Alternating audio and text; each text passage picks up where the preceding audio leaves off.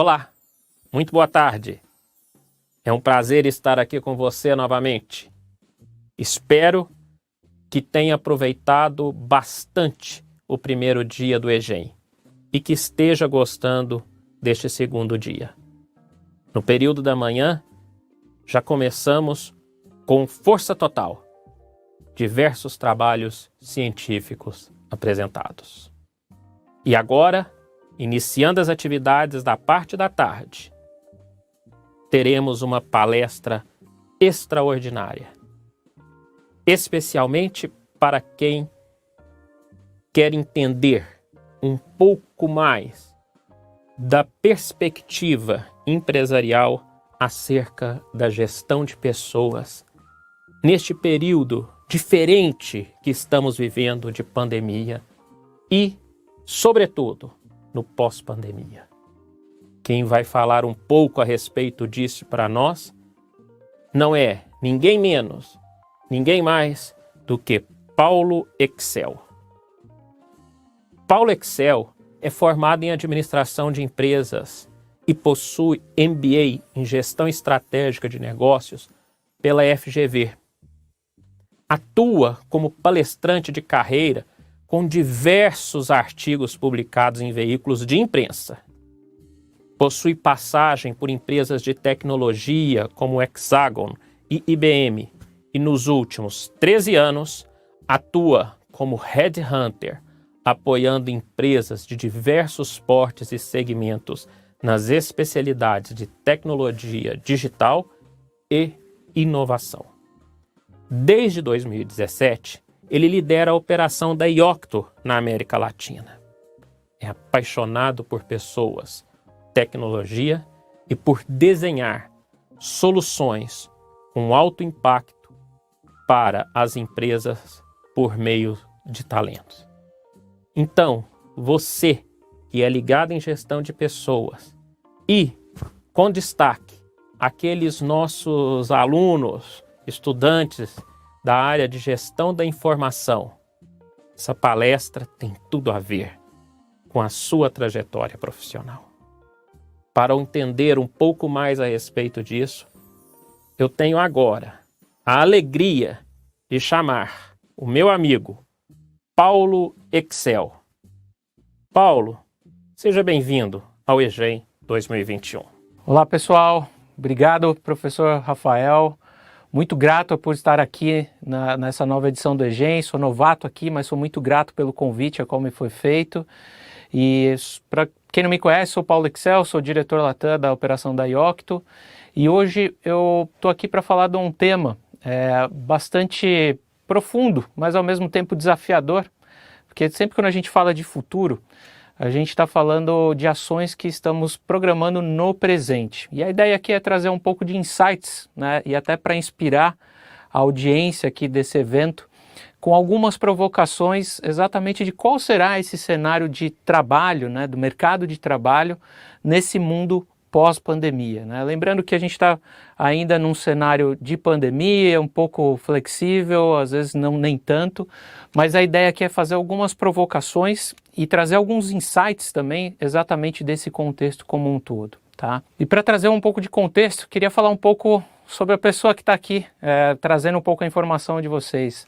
Antes de falar do profissional, acho que todo mundo aqui veio de algum lugar, né? Tem uma estrutura e tudo mais. Então eu sou marido da Daniele, sou pai da Lara, da Bela, tenho 37 anos e tenho algumas habilidades aí que foram desenvolvidas ao longo do tempo e eu sempre falo que a experiência ela é a melhor delas, né? Então, sou músico como hobby, tenho um hobby também de carros antigos, que é uma paixão desde criança que me foi colocada. E esse contexto todo, né, inclusive de palestrar e trazer, vamos dizer assim, um pouco da visão do mercado de trabalho para pessoas que ainda estão ingressando ou até pessoas que já estão no mercado, eu acho que é uma das coisas que a gente desenvolveu ao longo desses anos e que faz muito sentido aqui compartilhar. Tenho formação em administração de empresas pela UMESP em São Paulo, um MBA executivo em gestão de negócios, sou certificado em coaching, trabalho também como estrategista de carreira e tenho experiência também anterior ao mundo de recrutamento e seleção em multinacionais de tecnologia, né? Sendo que nos últimos 13 anos eu tenho liderado práticas de recrutamento, principalmente focado em cargos de média e alta gerência, para consultorias de níveis internacionais. Falando um pouco da Iocto, né, que é a empresa a qual eu represento, nós somos uma empresa que pertence a um grupo global chamado Elliott Scott, mas apesar de pertencer a um grupo global, nós somos uma empresa estabelecida aqui no Brasil já há 6 anos e o nosso foco é prover consultoria de recrutamento e seleção para empresas de mercado, principalmente nas áreas de tecnologia, digital e inovação. A gente tem o privilégio de trazer esses elementos porque o recrutamento ele traz muita a fotografia de mercado e até as projeções de mercado pelos quais a gente está atuando, né? Então, hoje a gente tem clientes na nossa base desde grandes multinacionais brasileiras e até mesmo startups, onde muitas vezes o fundador tem, vamos dizer assim, atuado com a gente de maneira de bastidores até mesmo antes de lançar uma empresa para mercado. E aqui também está o time que está ao meu lado, né, representando aí toda essa jornada que a gente tem feito através aí de talentos no mercado. Hoje eu queria trazer aqui para vocês alguns elementos, né, e a gente vai passar por uma agenda rápida, né, mas ao mesmo tempo profunda e provocativa no final, exatamente para que vocês entendam como é que esse cenário de mercado de trabalho ele vai estar. Então, a gente passa desde conceitos básicos de definição de trabalho, a evolução do trabalho, a gente vai falar um pouco aqui do mundo VUCA, mundo BUNny e o conceito de antifrágil, que é um conceito que está muito disseminado aí também no mercado. Vamos falar de tendências que a pandemia acabou antecipando em termos de mercado. Autoconhecimento, vou falar aqui também sobre multicarreira e profissional / competências do futuro e, por último, networking. Começando aqui pela definição do que é trabalho, né? E a melhor definição que eu encontrei, a qual eu, de fato, tenho mais afinidade naquilo que é o conceito, definição de trabalho é a resolução de um problema através de atividades usando habilidades comportamentais com o propósito de gerar resultados, né? Então, acho que se a gente for parar para refletir, né, naquilo que a gente faz hoje dentro da natureza da nossa profissão, nada mais é do que essa equação. E eu gosto muito vamos dizer assim, desse mix de atividades aqui e de conceitos, né, sempre focando para gerar algum resultado. Então, se existe um problema, existe uma atividade e uma habilidade para chegar num resultado esperado. Um outro ponto muito interessante que a gente acaba muitas vezes negligenciando a nossa ancestralidade. Vamos partir do princípio que a gente volta para o período pré-histórico, né? Os homens de caverna, né? Os homens da caverna, eles tiveram, né, que sair da caverna para resolver problemas, né? E os problemas naquela época era o quê? Se alimentar, né? Sobreviver, né?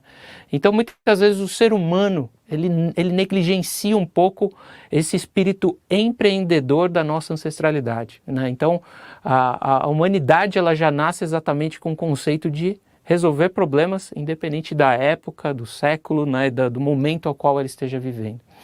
E a gente passa por um período, né, principalmente olhando para o século passado, de uma curva muito lenta, né, em termos de mudanças das empresas, mudança do cenário tecnológico, né? A gente fala que era um mundo um pouco mais linear, né, onde a evolução da tecnologia ela acontecia de uma maneira mais lenta, né, e por consequência você tinha até carreiras, né, e gestão de trabalhos um pouco mais lineares, né?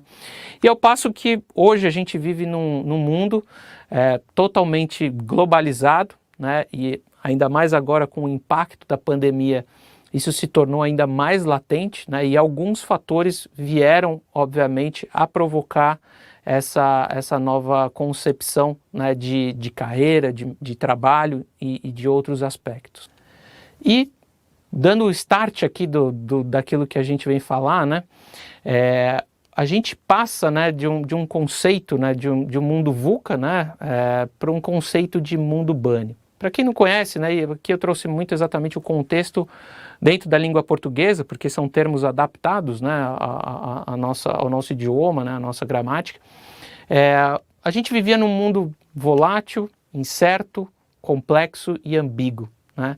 E eu entendo que o mundo bunny, né, que foi um contexto aí também que foi chancelado, né, e muita gente às vezes faz uma provocação de falar, poxa, mas tem muita gente que coloca isso como chancela só para fazer um marketing pessoal, vender livro e fazer outras coisas, mas tem um contexto por trás que eu acho que é interessante, né? Quando a gente fala de um mundo volátil, né, e a gente fala de fragilidade, né, a gente entende que o ser humano ele está mais frágil, né? A gente passa aqui por momentos onde a própria pandemia evidenciou isso, né? O quão frágil, né, nós estávamos suscetíveis às nossas vidas, né?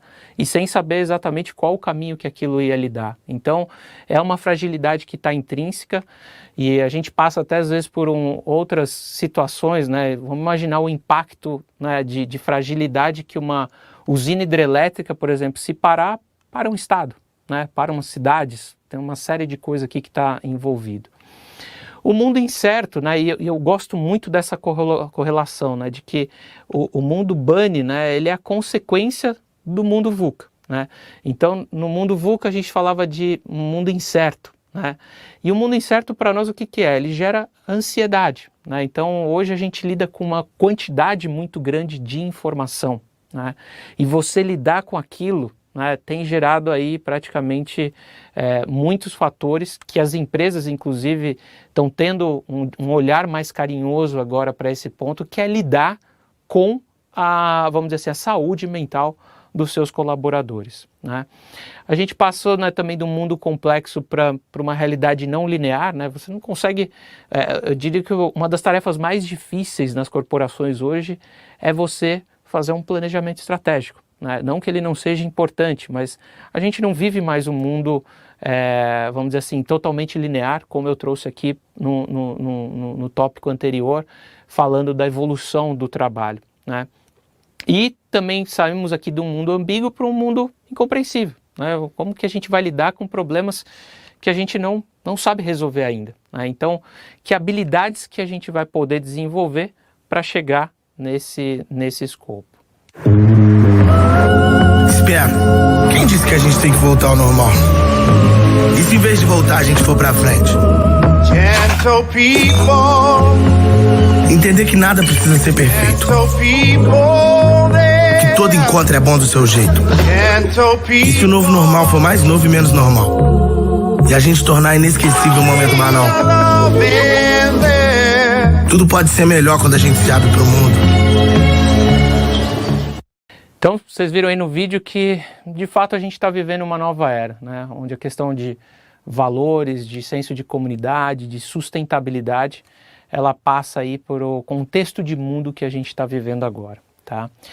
E agora eu vou falar para vocês de um termo, né, que foi definido aí por Nassim Taleb, que é um dos grandes pensadores aí, tem um dos maiores best-sellers vendidos, né, que é os cisnes negros, né, então o conceito de cisnes negros, né, por trás de tudo isso. E o Taleb, ele tem um ponto muito interessante, né, porque seus livros eles tratam exatamente de incertezas e eventos imprevisíveis, né, da humanidade. Ele lida isso com uma facilidade muito grande e uma natureza de exemplos, né? Então, assim, mesmo com o pensamento crítico, se aquele evento, né, que aconteceu, ele é positivo ou negativo diante de alguma situação. E ele foi exatamente o criador do termo antifrágil, né, que consiste em tornar-se ainda melhor, mesmo depois de situações adversas, improváveis ou até mesmo imprevisíveis, né? Ele traz para a gente, né, contexto, né, o frágil, que aqui por si só ele já traz, vamos dizer assim, a natureza daquilo do que a gente está falando. O contrário de frágil, que seria o robusto, né, alguém que tem segurança, que está ali, vamos dizer assim, dentro de um ambiente seguro. E o contexto do antifrágil, né, que é exatamente que se beneficia daquilo, né, de um momento, né, temporário, né, onde houve muitas incertezas e para tornar aquilo uma versão, para se tornar uma versão melhor de como ser humano ou por experiência. Eu acho que aqui passa muito sobre visão de experiências. Inclusive, no livro ele dá um exemplo muito interessante, que ele conta a história de uma família de 2 irmãos. Um irmão tinha um emprego tradicional num banco, era bancário, e o outro irmão taxista, né? E ele cita exatamente essa questão do antifrágil. Para o irmão bancário, né, segurança para ele era estar dentro de um contexto corporativo, com benefícios, o salário ali pago, vamos dizer assim, mensalmente. Já o conceito de segurança para o irmão que era taxista, ele não sabia ali como que o dia dele ia se comportar. Se algum evento adverso, um trânsito ou um temporal, ia mudar quantas corridas ele ia fazer naquele dia e o quanto de dinheiro ele ia fazer naquele dia. Só que as situações adversas, obviamente, contribuíram para as experiências diversas, né, e conceitos também diferentes do que é uma questão de segurança para cada um deles. Então, é um livro muito interessante aí para a gente explorar e que aborda exatamente essa questão de antifragilidade. E aqui também, deixando um outro vídeo bastante provocativo, que eu acho sensacional, vídeo curto do The World Economic Forum do ano passado, o qual aborda exatamente em qual mundo que a gente está ingressando agora, em qual contexto de mundo que estamos ingressando agora no mundo pós-pandemia.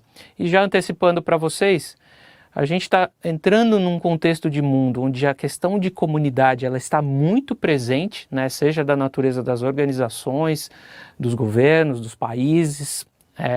Passamos também por um outro aspecto de uma natureza muito importante, que isso se torna extremamente evidente, que é a questão de diversidade, né, e essa pauta tem sido muito importante hoje no mercado corporativo, né, e levando em consideração toda a abrangência que isso pode levar. E também, por último, de sustentabilidade. Dá uma conferida aí no vídeo para vocês analisarem um pouquinho.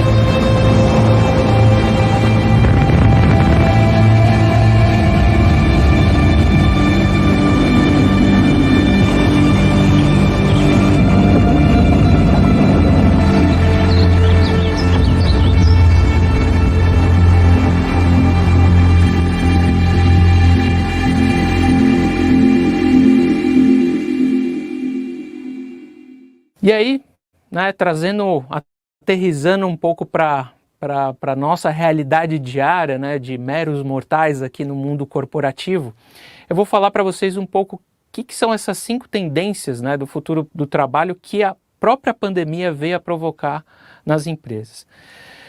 A primeira delas, né, o trabalho remoto, ou o full home office, ou o próprio home office, né, ou modelos híbridos, enfim, tem muita gente trazendo outros termos aqui, ou anywhere office, né, também.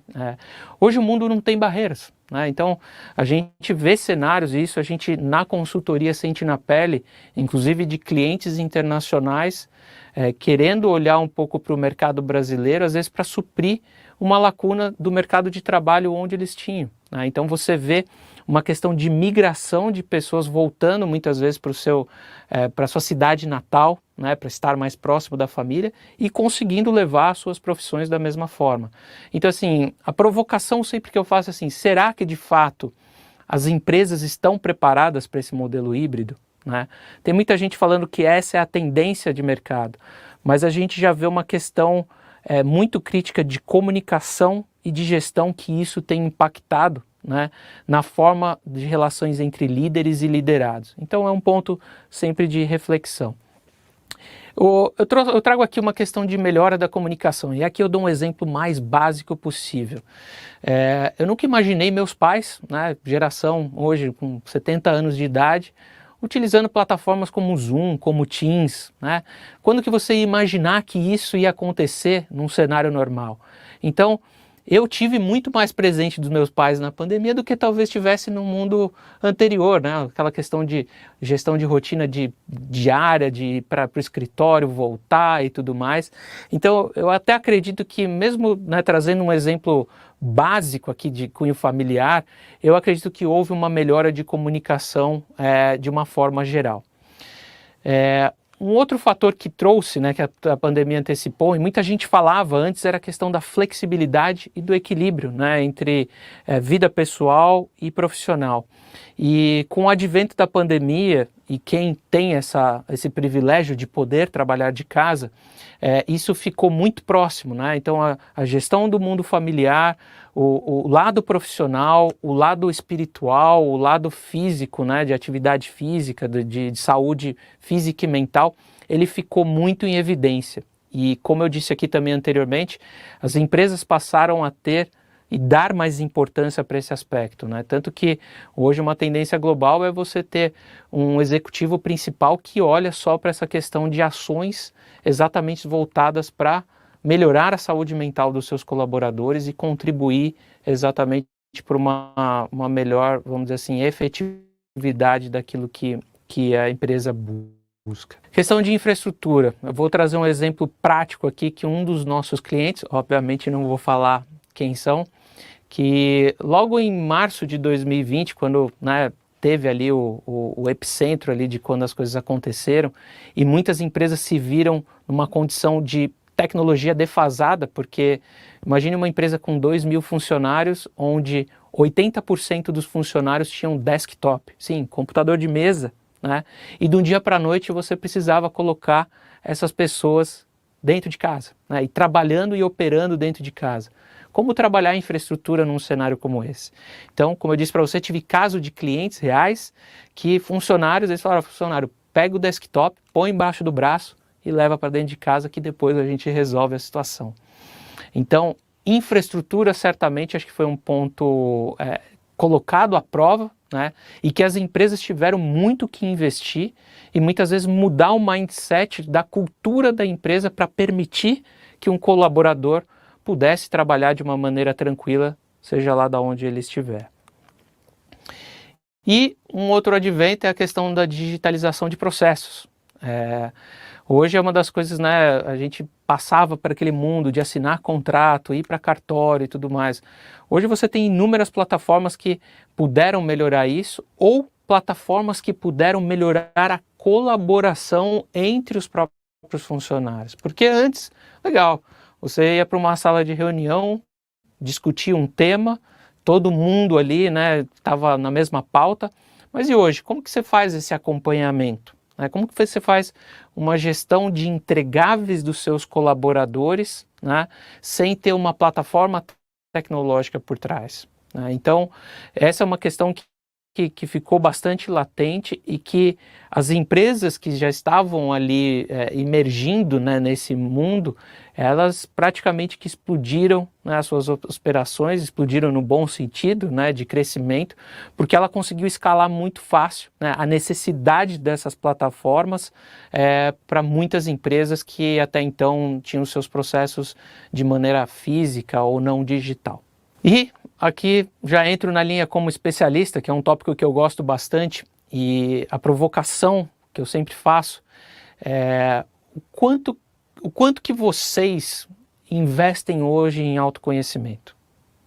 Esse é um tema bastante importante e que, se eu pudesse voltar atrás na minha carreira, quando eu tinha ali 17 anos, né, para entrar na faculdade, ou mesmo durante o período de faculdade, se eu tivesse algum mentor que pudesse ter falado para mim naquela época, busque uma alternativa de autoconhecimento, uma ferramenta, seja lá qual for a linha que você se identificar. E acho que entra uma questão bastante pessoal. Mas isso, para mim, acho que é um fator preponderante para que você faça a gestão daquilo que você deseja. Tá? E primeiro de tudo, você precisa descobrir quem é você. né? Qual que é a tua essência, né? Quais habilidades que você tem hoje ou que você está desenvolvendo que traduz, né, quem você é, né? Então, invista nisso. Hoje em dia tem tanto conteúdo disponível na internet, você tem ferramentas de assessments, né, ou avaliação comportamental online que pode te ajudar a direcionar ou até mesmo traduzir ali em minutos, né, competências que são mais latentes dentro do teu perfil comportamental. Quais são as suas histórias, né? Acho que todo mundo aqui, a gente fala de repertório, né? E o repertório exatamente traz aquela massa, né? Aquele músculo para que você lide com situações, né, no dia a dia, né? Então, quais são as suas histórias, né? O que te fez chegar até aqui? Quais são os elementos que te trouxeram até aqui? E um outro ponto que esse eu acho que está em extrema evidência, né, principalmente no mundo competitivo de busca para talentos, e esse é o mundo que eu, né, representando a Yocto, a gente vive diariamente, que é exatamente esse mundo. Qual o teu propósito de vida? Né? Então, hoje eu lido muito, né, com candidatos que já estão em posições executivas, que muitas vezes durante a entrevista ele fala assim, qual que é o propósito dessa empresa? O que essa empresa impacta na sociedade? O que essa empresa impacta no meio ambiente? Aonde que ela quer chegar? Então, alinhar o teu próprio propósito de vida com o propósito daquilo que você vem exercer na tua profissão, eu acho que aqui tem um elemento de chave de sucesso para felicidade, né? Falam que felicidade é uma coisa momentânea, mas se você, de fato, genuinamente faz aquilo que gosta, as coisas acontecem, né? Então, eu acho que é, de fato, um ponto, um elemento muito, muito importante. E, por último, aqui nesse tópico crie o seu próprio futuro. Você é o piloto da tua carreira, né? Eu acho que sempre busque espelhos, né? Sempre busque se espelhar em boas pessoas, sempre busque saber quem são os teus concorrentes, saber quem são pessoas que fazem o mesmo que você, para saber se você está no rumo certo, né? Às vezes você se comparar, né? Tem muita gente que odeia isso, principalmente no mundo corporativo, mas olhar para o lado, né, e você ser o piloto daquilo que você está guiando, isso para a gente é o ponto de partida. E aqui, não sei se vocês conhecem, mas eu vou falar um pouco do conceito de profissional slash. Vocês sabem o que é? Esse é um termo que foi traduzido, que também é considerado, e por muitas outras pessoas, chamados de multicarreira, né? E o que é isso, né? São profissionais que exercem várias atividades simultaneamente, operando de maneira híbrida e atuando com múltiplas carreiras, né? E separadas por barras, né? Por isso o termo slash, né, quando a gente fala. E o exercício que eu falo aqui para vocês se provocarem, mesmo que vocês ainda estão, né, durante o período de formação, ou você que já está ingressado no mercado de trabalho, ou um alto executivo, a provocação que eu faço é: quais habilidades que vocês hoje têm genuinamente na tua profissão principal que poderiam gerar outras coisas em outras áreas? E eu trago o meu próprio exemplo, né? Eu tenho 13 anos de experiência entrevistando pessoas, atuando como headhunter especializado na área de tecnologia. A minha atividade me trouxe credenciais, né? Entrevistar pessoas, conhecer a história de vida de pessoas, que eu pude desenvolver uma habilidade talvez já intrínseca, mas obviamente teria que ser aperfeiçoada, para fazer o que eu estou fazendo hoje aqui, palestrando. Ou para atuar como um advisor, um estrategista de carreira, para um executivo que está no momento de autorreflexão e queira redirecionar a carreira dele. Então, se a gente começar a pensar nas nossas habilidades, né, ao invés de pensar naquela trilha de carreira nacional, tradicional, né, de entrar numa empresa como analista, passar como coordenador, um especialista e chegar a um topo executivo, se a gente começa a quebrar um pouco essa mentalidade, você vai vendo que isso abre um leque extremamente necessário. E essa questão de ser um profissional slash ou multicarreira, ela foi provocada pela necessidade de complemento financeiro, né? Então, às vezes, alguém que uma profissão que você fala assim, putz, é uma profissão que ainda não me remunera da forma necessária, então eu vou usar um pouco do que eu faço para tentar me arriscar em outras áreas, né? E aí, nesse caminho, né, muitas vezes até para complementar um incremento financeiro, a pessoa também descobre preferências, ela descobre paixões e ela chega através ou até a questão da autorrealização. E aqui acho que também é um ponto principal, né? Eu particularmente eu gosto muito de dividir a minha experiência, né? E isso para mim é uma autorrealização, mas eu fui identificar isso depois de um tempo, né? Quando eu comecei talvez me provocar em horizontes que eu nunca tinha me provocado. Um outro termo que inclusive um colega meu de profissão, Joseph Tetperman, que inclusive tem um livro aí chamado Anticarreira, ele intitula todo esse aspecto como anticarreira, que é exatamente você sair do escopo talvez principal da tua carreira, mas usando as habilidades para poder desenvolver outras frentes. Trago aqui outros exemplos, eu posso trazer um exemplo de um advogado hoje que trabalha numa área muito específica e que dado o momento da carreira dele ele passa a ser um docente, né? Ele investe ali, né, no trabalho e passa a ser um docente. Então assim, ele descobre uma outra forma também de vamos dizer assim, ampliar esse recurso, né? E na questão mais financeira, né, se a gente pensar de forma financeira, se houver um impacto em uma área, você pode estar, né, resguardado aí de outras atribuições para poder seguir em frente. E isso também leva a uma outra discussão, né, porque hoje a gente fala muito de profissão e a gente fala de carreira, né, então como que essas duas coisas estão relacionadas, né? Então assim, a gente fala que carreira hoje é um estado de identidade, né? Então assim, eu estou hoje, né, com uma profissão específica e quero levar isso para frente. Tem muita gente que ainda lidera, né, com o trabalho de uma maneira mais simplista. O Ricardo Amorim, economista, que vocês devem conhecer, influencer, é um dos top influencers do LinkedIn, ele trouxe um termo interessante que eu estou compartilhando aqui com vocês, que o emprego, ele preenche o presente e uma carreira, ela preenche uma vida. Uma frase simples, mas que tem um impacto bastante significativo e de autorreflexão para quem especialmente está começando. Então, vocês que estão no início de carreira, ou vocês que já estão no mercado de trabalho, faça alguns questionamentos para se provocar nessa questão de multicarreira. E a gente passa também aqui por um momento de era do propósito, né? Então assim, a gente já falou aqui, né, de onde que essa empresa quer chegar, qual que é o impacto, né? Qual é a comunicação, qual é o ambiente que aquela empresa provoca dentro, né, das corporações. Ou, se você não encontrar isso numa empresa, qual é o propósito que você vai criar na tua própria empresa, né, como empreendedor, como fazer isso girar. Falando das competências do futuro, né? E o primeiro termo quando a gente fala de competências do futuro, e é uma coisa que muitas vezes as pessoas falam, poxa, mas será que eu vou perder meu emprego, né? Será que a minha atividade vai estar em evidência lá na frente? Como que isso deve se comportar? E tem uma pessoa, né, ela, assim, eu tenho uma admiração muito grande por ela, ela se chama Marta Gabriel, ela é futuróloga, ela estudou isso nos Estados Unidos, ela é multicarreirista total, ela tem outras áreas de atuação e ela traz algumas provocações exatamente por isso, né? Porque ela fala assim, até no nosso mundo acadêmico a gente estuda história, né? Então a gente olha muito para trás, mas a gente não tem hoje vamos dizer assim, uma agenda dentro do quadro ali de formação que fala sobre tendências de futuro de uma forma mais abrangente, né? E a gente tem que olhar um pouco para esse cenário.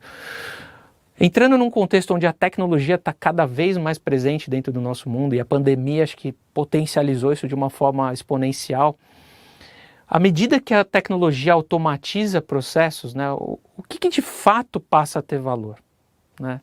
O que de fato passa a ter valor são exatamente as coisas que a tecnologia não consegue permear, né?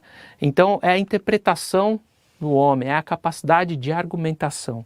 E aí a gente entra aqui num outro tópico que é a principal competência do futuro, é o pensamento crítico.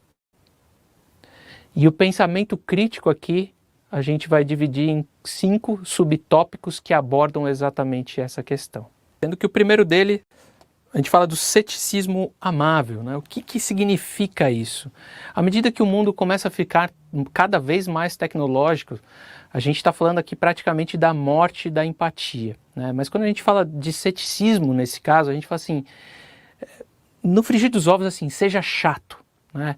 Duvide, né, daquilo que você acredita, né? Então, mostre, né, para determinadas situações, né, mostre argumentos, né, ou demonstre amor perguntando, né? A gente vive hoje num mundo tão polarizado, né, seja de aspectos políticos, religiosos, econômicos, vamos dizer assim, de classes, né? Então, o conflito faz a gente crescer, né? E fazer conflito, e é uma coisa que a minha geração, por exemplo, eu não tive isso como argumento, né? Você criar esse repertório assim. Então, assim, duvide, mas duvide respeitosamente. Então, o ceticismo amável, ele é importante dentro de um contexto onde tecnologia e a humanidade, ela convive.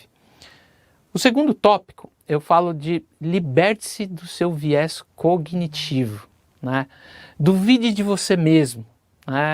Tente entender essa questão sem aquele viés que está carregado com a gente, né? Uma das coisas que eu acho muito legal nesse tópico, inclusive a Marta aborda isso, você segue pessoas a qual você não se identifica, né? Porque hoje a gente traz a política sempre para a roda de discussão, né? Às vezes alguém vamos dizer assim, tem preferências políticas para a extrema-direita. Isso você só segue perfis que tenham o mesmo pensamento. Mas você segue também a pessoa que é de extrema esquerda, exatamente para te trazer conteúdo, reflexões e tirar exatamente aquele viés cognitivo ao qual a gente trabalha. Tá? Um outro ponto que eu venho trazer, e é o terceiro elemento, é a apresentação lógica e retórica. Se você fizer um exercício, né, de trazer um tema polêmico, e aqui pode ser qualquer tema, pode ser aborto, pode ser política, pode ser parlamentarismo, presidencialismo, o que for. Traga amigos com opiniões diferentes para sentar numa roda e discutir esses temas, né? Então, e muitas vezes aqui você faz uma provocação, né, às vezes até de defender um argumento que você nem mesmo acredita. Como que você faz isso, né? Então essa apresentação lógica e retórica, né, ela também está envolvida quando a gente fala dentro do pensamento crítico. O quarto tópico, eu falo sobre repertório, né? Que experiências diferentes você está, né, trazendo para o teu repertório? Uma viagem, comer uma comida exótica, algo diferente, né? Um outro aspecto que eu particularmente gosto muito, fale com gerações diferentes, né? Vocês que são professores, acho que têm o privilégio disso, né? De ver gerações passando, né? À medida que vocês vão amadurecendo dentro da profissão. Eu acho que isso é um privilégio riquíssimo e isso traz muito repertório para dentro desse contexto mais abrangente de pensamento crítico, né? Então, assim, e isso permite com que você lide com atividades do futuro, né? Dentro desse espectro maior. E por último, o quinto, vamos falar aqui de valores e atitudes, né? Quais são os valores intrínsecos, éticos, né, para direcionar esse caminho do pensamento crítico? Porque se a gente não tiver valores e atitudes, a gente vai lidar praticamente com psicopatas, né, em cima de pensamento crítico. Então essa é uma coisa também que vai permear, né, essa competência que, na minha humilde opinião, e admirando muito o trabalho de Marta Gabriel, como eu disse aqui para vocês, vão permear aí um pouco essa competência necessária para o futuro. E por último, também é um conceito que poucas instituições de ensino abordam, né, ao longo da sua grade curricular e que para mim é a essência de qualquer pessoa que quer ser bem-sucedida ou que pelo menos quer se destacar no meio de um todo. É uma palavrinha em inglês que chama networking, que vem de redes, né? Então a gente fala assim da rede conectada, né? E que é uma coisa que eu brinco que eu vivo de networking hoje. A minha profissão hoje, ela vive de networking. Mas é algo um pouco mais profundo do que isso, e a ideia aqui para vocês, exatamente, é fazer uma provocação de como que vocês estão estabelecendo o networking hoje que vai permear as suas ações futuras, os seus relacionamentos futuros. E muitas vezes a gente, né, tem competências, né, que às vezes fala, putz, eu não sou muito de me socializar, eu sou um pouco mais introspectivo, né, e não quero, né, me abrir tanto por esse aspecto. A reflexão que eu faço é assim, não negligencie jamais, né, o teu network, né. É uma quebra de mentalidade, né, porque genuinamente o ser humano ele só busca algo quando ele precisa. Né? E aqui, quando a gente fala de exercer o network em sua natureza, a gente tem que quebrar um pouco essa mentalidade. Quantas e quantas vezes eu não recebo currículos de candidatos que só me mandam, né, um contato ou só me procuram quando eles precisam. Né? E às vezes, num momento de necessidade lá atrás, por questões diversas, eu fui atrás dessa pessoa e muitas vezes essa pessoa não abriu uma porta para mim. Né? Então, assim, aquele conceito, né, de que o mundo dá voltas, ele cabe aqui. E cabe você lidar com isso da mesma forma. Então, assim, é uma quebra de modelo mental. Então, o primeiro ponto que eu trago para vocês para exercerem, tenha sempre interesse genuíno por pessoas. Se você leva isso dentro da filosofia, quando você estabelece contato com as pessoas, já é o primeiro passo para você lidar com o networking da forma correta. Né? Aquele churrasco despretensioso entre amigos, onde um amigo apresenta o outro. Poxa, entenda um pouquinho mais, né? Você não vai ser o chato ali de querer saber o que o cara faz na profissão dele, quais são as dores deles. Uma dessas, você pode fazer uma ponte com uma pessoa que conhece, ou você mesmo, né, dentro daquilo que você atua, poderá ajudar. Então, eu acho que esse interesse genuíno por pessoas, ele é o ponto-chave para começar a mudar e quebrar esse modelo de networking. Nunca negligencie um contato, né? A gente não sabe exatamente o que aquilo pode gerar, e na minha carreira eu tenho diversos exemplos aqui de que às vezes um contato que você vai enviesado, né? A gente falou de viés aqui cognitivo, né? Que naquele primeiro momento você até fala, poxa, mas não sei por que eu estou fazendo isso, ou essa pessoa, porque eu estou conversando. Nunca negligencie um contato, né? Acho que faça com que a tua imagem pessoal, né, naquele momento específico que você conhece uma pessoa, ela fique gravada. Né? E a sua marca pessoal ela fique ali gravada, mesmo que você não sabe quando que você vai encontrar com aquela pessoa de novo, né, ou da mesma forma.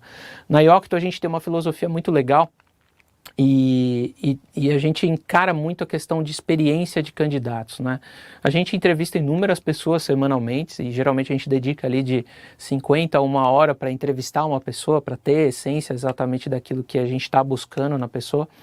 E a gente brinca que é o momento mágico, né? A gente até fala, como é que foi o magic moment da entrevista? Porque a gente se dedica tanto àquele momento, óbvio, né? Porque nós somos uma consultoria e nós dependemos disso para poder, né, aliar aquilo com o que o nosso cliente está buscando.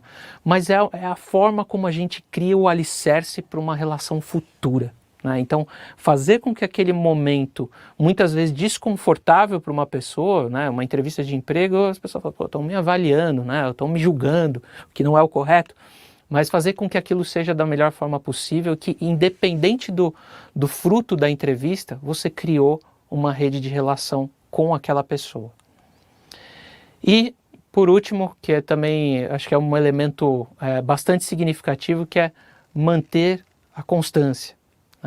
Eu tenho aqui um exemplo clássico. Eu entrevistei uma vez um executivo de tecnologia e caras de tecnologia são, né, geralmente bastante criativos e gostam de ferramentas, né? E ele confessou para mim que ele tinha um CRM pessoal, né, de gestão dele, onde ele tanto no dia que a gente se conheceu, sei lá, uns 7 anos atrás, e depois a gente veio a se encontrar novamente numa outra oportunidade e ele falou, Paulo, me lembro que eu conversei contigo na data tal, naquela época, sabia o nome dos meus pais, né? A gente teve uma relação um pouco mais próxima nesse sentido, e ele tinha aquele CRM pessoal, e ele fazia com que aquele CRM pessoal dele o provocasse a ele a manter o contato com a rede dele. E aqui volta no primeiro ponto, né, que a gente falou, não busque pessoas simplesmente quando você precisa. A regra também aqui é válida, sempre tenha algo a oferecer quando você está para estabelecer uma relação, né, ou um contato com uma pessoa, porque você já quebra aquele gelo inicial, né? Ou aquele desconforto inicial de simplesmente chegar e pedir alguma coisa, né? Então, oferecer o quê, Paulo? Mas eu não tenho, um artigo que você imagine que para aquela pessoa pode ser interessante porque ela está num meio específico. Pode partir daí, coisa simples, né? Então esse é um ponto muito legal que eu gosto de abordar, e eu tenho uma referência aqui para mim. Esse livro eu já li 3 vezes ao longo de alguns anos. Ele é do Harvey Mackay e ele se chama Cave um Poço Antes de Sentir Sede. E ele exatamente aborda, através de exemplos, né, de alta cúpula aí de mercado americano, né, de como que essa abordagem, né, orientada para pessoas, interesse genuíno, de oferecer sempre algo ao invés de pedir, o que isso pode levar, né, e até onde o teu networking pode chegar em situações que eventualmente você nem imagina, ok? Então, Rafael, passo a bola para você. Mais uma vez, muito obrigado pelo convite. Foi um prazer enorme estar por aqui e eu fico super à disposição de vocês para eventuais dúvidas. Um abraço.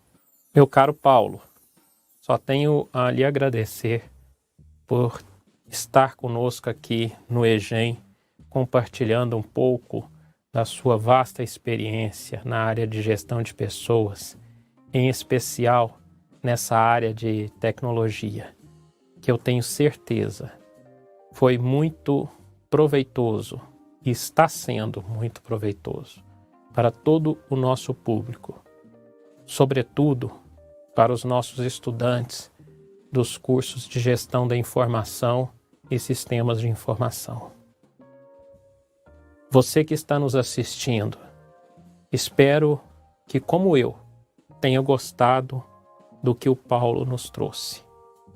Nos abriu um pouco a mente acerca desses novos desafios relacionados à gestão de pessoas, às oportunidades no mercado de trabalho, às mudanças, tanto decorrentes da pandemia, quanto que estão no porvir, no pós-pandemia.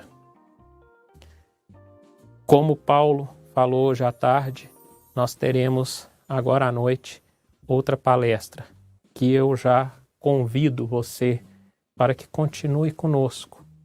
Nós teremos a satisfação de receber logo mais às 19 horas o secretário de Governo do Estado de Minas Gerais, administrador Igor Eto.